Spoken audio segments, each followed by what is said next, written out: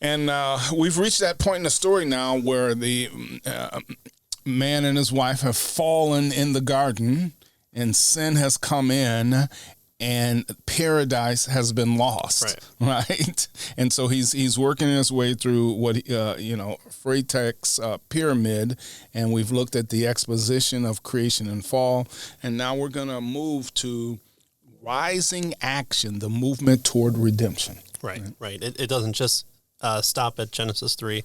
Why are there so many more pages? Yeah. You know? Well, good that there is more pages. That's right. Usually because we need to know the rest of the story. Yeah. Right. He says what unfolds in the rising action of the story is a movement toward redemption.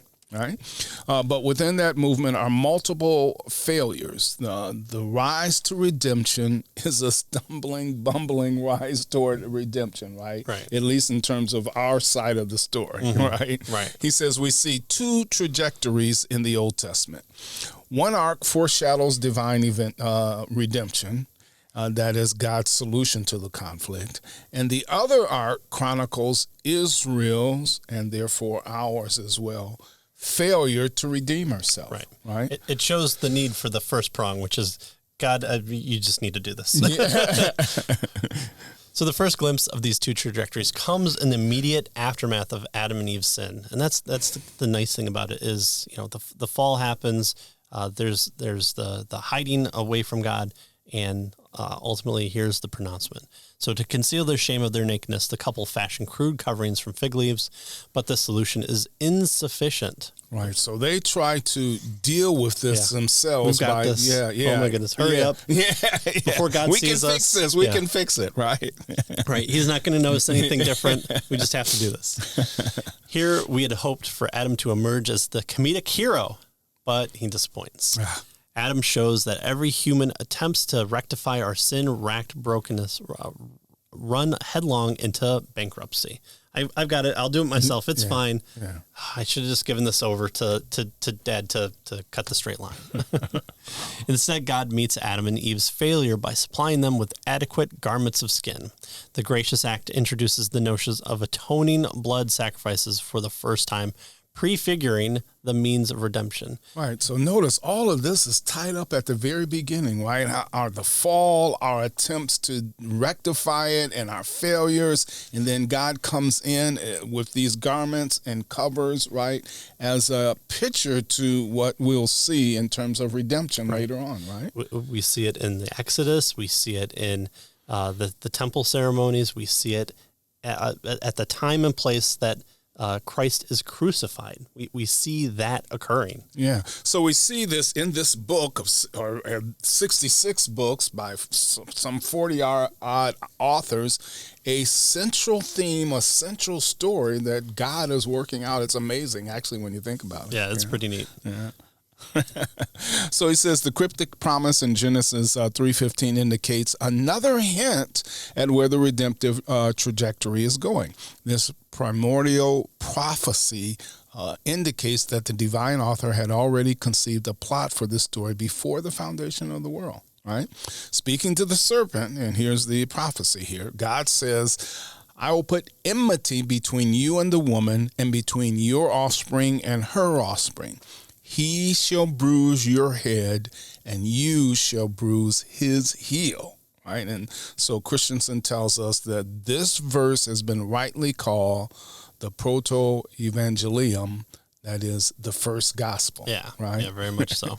And using a word picture. Not just saying there's going to be a guy, he's going to be the second person in the Trinity. He's gonna sacrifice himself for you. You're gonna kill him, but he's gonna eventually win. And no.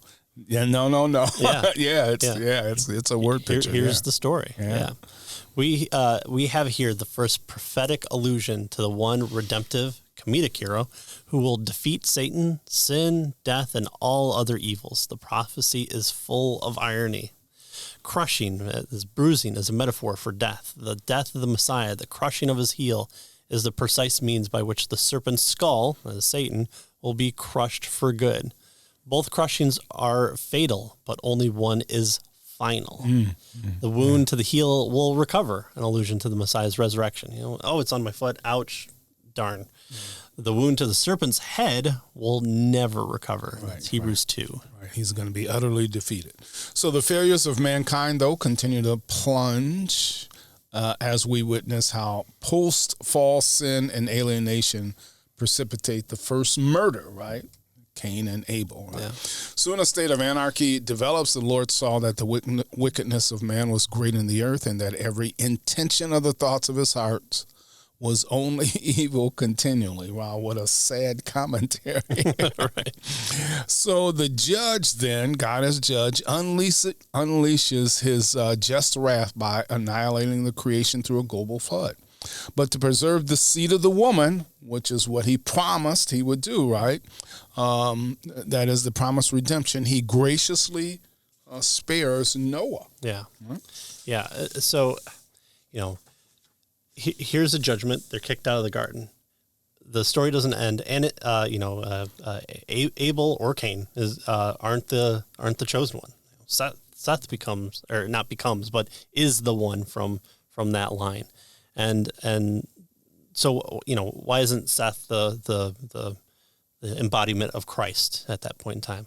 Well, God has other plans to show us that when he says judgment against sin, he's going to show the world reading the story the judgment of sin, something so bad that he's required to do drastic, complete action, and that's the flood. But he doesn't take everyone out, even though he could. He has the ability to judge, but what's he doing? He's being true to who his character is, and that's preserving his promise, that covenant that he makes is preserved in the ark, that he closes up, that 2 Peter talks about being an image of Christ, again, a story for a story, and we see that it's God's character that continues the story, and ultimately he judges, but he also preserves. Again, this isn't a story of Noah or mankind's story. It involves mankind, but it's ultimately a story of who God is. Right, it's God's story. Right. Yeah.